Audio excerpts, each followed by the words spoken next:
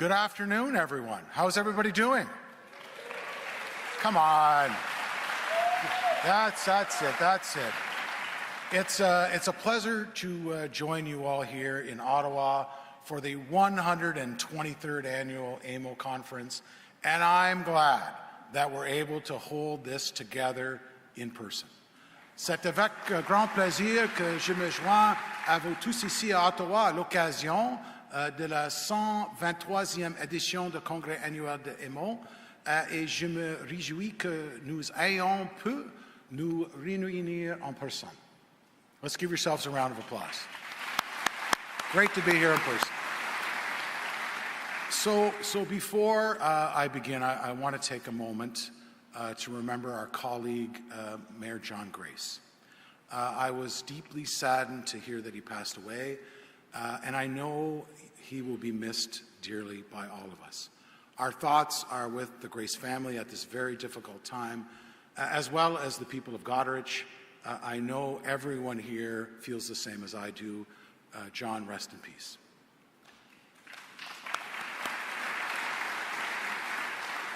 So I'd like to begin by congratulating Colin Best, AMO's new president. Colin, I've told you this to your face. I look forward to working with you. Congratulations. And right beside you, I want to take this opportunity to thank Jamie McGarvey for his dedication and his hard work in the role as AMO president. Congrats. I also appreciate that you've got everybody together. I want to thank on the other side, Brian Rossborough. And I want to thank you, Brian. I want to do a shout out to the AMO board, all the staff who have gone to great lengths to organize this conference. So thank you so much for everything you're doing. So finally, I want to congratulate Monica Turner on her retirement after 12 years. Monica, stand up. Stand up, Monica. Monica, you've played an invaluable role advocating on behalf of AMO and all municipalities. We are truly grateful for your hard work and with your cooperation with our ministry over the years. We wish you all the best. AMO MOUs aren't going to be the same without you, Monica, so all the best in your retirement. So very shortly, I'm going to have the members of Cabinet up here for the Bear Pit. I've got lots of my caucus colleagues in the audience. I'm sure that you've seen many familiar faces during the conference. There are going to be some new ones too. I'm pleased to welcome someone that you all know, our Minister of Natural Resources and Forestry, Graydon Smith. You know, as a former president of AMO, he was a champion for municipalities. We're so excited to have Graydon join our team, and he's just a wealth of information. So welcome, Graydon. Welcome, welcome. I'd also like to introduce my new colleagues at the Ministry of Municipal Affairs and Housing, Michael Parsa, the Associate Minister of Housing, and Kevin Holland, my new parliamentary assistant. So Kevin's in the crowd here. I do have to tell you, I am so honored to be part of this exceptional team. It is a great privilege for me to continue as Ontario's Minister of Municipal Affairs and Housing. And I want to give a special thank you to Premier Doug Ford for being such a strong leader over the years. Under his leadership, our government secured another mandate from the people to deliver on our plan to build Ontario. Thank you, Premier Ford. One thing our government knows is we can't do it alone. We need to continue to support municipalities and communities across the province. We need you to realize your full potential. People come together during tough times. We couldn't have made it this far without your hard work on the front lines. I want to thank each and every one of you for your ongoing partnership, your ongoing dedication to your communities. There is no doubt about it. We are stronger together. Il n'y a aucun doute, ensemble, nous sommes plus forts. Maintaining a close relationship with AMO and its members will continue to be critical as we recover and work towards boosting Ontario's economy. We're going to keep listening to you and asking for your insights and your advice. It's through partnership and collaboration that we're going to build a vibrant, more resilient Ontario for generations to come. Our government was re-elected with a strong mandate to help more Ontarians find a home that meets their needs and their budget. But Ontario cannot tackle the housing crisis on its own. Municipal councils play a crucial role in increasing housing supply. The Premier and I have been working very closely with municipalities to identify both opportunities and bold solutions that would help us effectively address the housing crisis. The message has been clear. Municipalities need the tools and flexibility to get shovels in the ground faster on priority projects, especially housing. In fact, over 1/3 of Ontario's growth over the next decade is expected to be in Toronto and right here in Ottawa. That's why our government introduced the legislation that would give the mayors of Toronto and Ottawa the ability to drive policy changes, select municipal department heads, and bring forward budgets. We want to empower our municipal partners to be able to get things done. That was just one concept that we want to implement. But we will continue to engage municipalities as we explore opportunities to effectively address our shared priorities. We're also working with our municipal partners to increase housing supply through our More Homes for Everyone plan. More Homes for Everyone outlines the next suite of concrete actions our government is taking to address Ontario's housing crisis, such as protecting homebuyers from unethical development practices and accelerating development timelines to get more homes built faster. Using the task force recommendations as a roadmap, we're committed to delivering a housing supply action plan every year over the next 4 years. We're also establishing a housing supply action plan implementation team that will work with municipalities, the federal government, partner ministries, industry, and associations to support improvements to our annual housing supply action plans. In fact, just last week, I announced that Mayor of Windsor, Drew Dilkins, will lead the implementation team as chair, with Cheryl Fort, Mayor of Horn Payne, as the vice chair.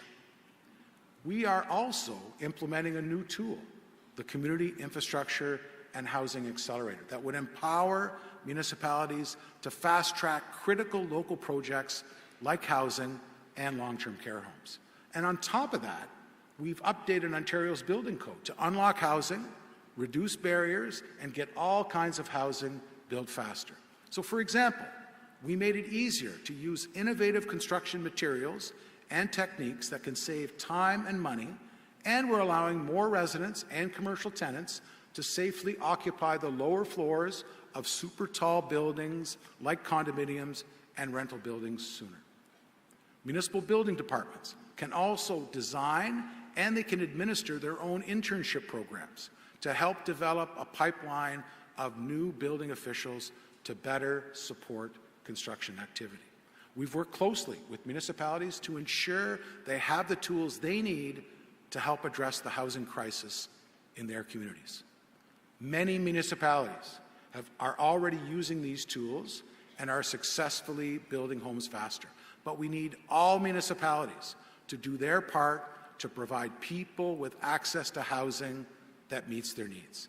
Our government will continue to work with you to keep costs down and deliver on our commitment to build 1.5 million homes to address the housing supply crisis. Our government's policies have delivered historic results in getting more housing built faster and complement our nearly $4.4 billion investments over the past 3 years. These investments will grow and enhance community and supportive housing for vulnerable Ontarians and Indigenous people, as well as addressing homelessness. We've gone above and beyond to support our municipal and Indigenous partners, but we need the federal government to step up and do their part.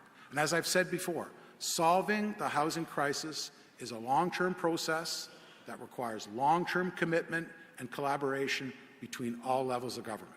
So that's why when we got reelected in June, I met with my federal, provincial, and territorial colleagues to discuss housing and homelessness, identify opportunities to collaborate on solutions, and advocate for Ontario's fair share of federal funding. And you've heard me say this before. Ontario is currently being underfunded by approximately $490 million for housing and homelessness over the term of the National Housing Strategy, based on our province's level of core housing need, which we all know is the highest in the country. We need our municipal partners to stand shoulder to shoulder with us and urge the federal government to pay its fair share so we can continue working together to deliver supports and resources to vulnerable populations. We will continue to advocate for Ontario to ensure that federal funding programs align with our priorities and the needs of Ontarians. Our government also listened when municipalities told us just how important the Social Services Relief Fund has been to ensure they have the additional resources they need to support the most vulnerable. Ontario's total SSRF investment is over $1.2 billion, one of the biggest investments in affordable housing and homelessness supports in the province's history.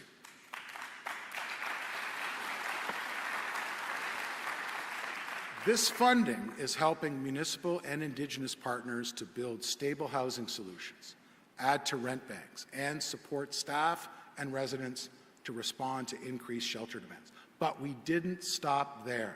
After extensive consultation with the community housing sector, we introduced a new regulatory framework under the Community Housing Renewal Strategy to strengthen the system for those who live and work in it. We're investing an additional $25 million annually in our homelessness prevention program to help more people find the right housing and other supports, bringing the total annual investment to $464 million. We are providing $10 million annually to support Indigenous-led, culturally appropriate long-term housing solutions and the wraparound services for Indigenous people who are experiencing homelessness, and investing an additional $6.7 million in the Indigenous Supportive Housing Program in 2022-2023, bringing the total annual investment to $30 million. So by investing in supportive housing that is by and for Indigenous people, we are one step closer to building a better, brighter future for everyone who calls Ontario home.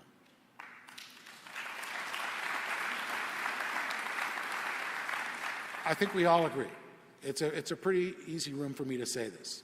Local governments play a critical role in our communities. You provide the essential services that residents and businesses rely on. The past 3 years have shown all of us the importance for municipalities to have the tools and the flexibility they need to function effectively. That's why we're strengthening local governments by helping municipalities improve local service delivery. We've allocated up to $350 million this year to help municipalities identify and implement modern solutions through 3 funds: the Audit and Accountability Fund, the Municipal Modernization Program, and the Streamlined Development Approval Fund.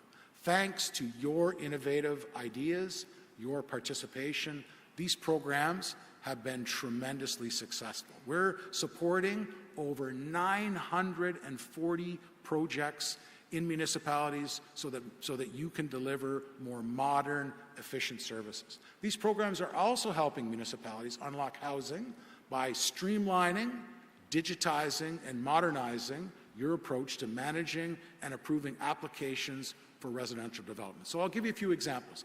Just southeast of here, the counties of Stormont, Dundas, and South Glengarry are working together to develop a one-window permit system which will speed up approvals. York Region is working to improve customer service and make it easier for stakeholders to share information online. They're also standardizing the application process for new residential and commercial applications.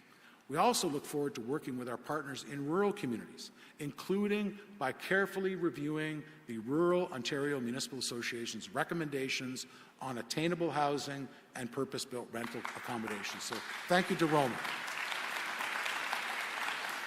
Those are just a few examples of how we're working with municipalities to deliver better, more modern services for the people of Ontario. And we'll continue working with municipalities to better meet local needs, increase housing supply, and make housing more affordable for hardworking Ontarians. I'd now like to note here Premier Ford's serious concern over a very disturbing trend affecting too many Ontario home buyers. We've all seen recent media reports of cancelled contracts for new homes, some for legitimate reasons, but others for clearly unethical ones. This is unfair, it's wrong, and we are actively working to stop it from happening again. Last November, the Premier vowed to stop developers from trying to unfairly make extra money off the backs of hardworking people. We unequivocally expect all builders to operate in a professional manner with fairness, honesty, and integrity towards consumers. And that's why our government strengthened the regulatory tools available to us to address this behavior, including in the New Home Construction Licensing Act and in the More Homes for Everyone Act. These measures include much heftier fines for builders who try to rip off home buyers, as well as enhancing powers so the Home Construction Regulatory Authority can proactively investigate potential bad behavior on the part of developers. On top of all that, we're protecting consumers by ensuring that deposits they put down for pre-construction condominiums are returned with interest at the Bank of Canada rate in case a project's cancelled. Taken together, these significant strengthened penalties and reparations could cost unlawful developers hundreds of thousands of dollars on a single home, as well as the loss of their builder's license. Moreover, these penalties are retroactive, which means developers who acted unethically prior to the regulations coming into force are still going to be held accountable. These measures, thank you. These measures will make any predatory builders think twice before trying to rip off the Ontario home buyer, and we are keeping a very close eye to ensure they have the intended effect. Hardworking Ontarians can rest assured knowing that our government has their backs as they embark on their journey of home ownership.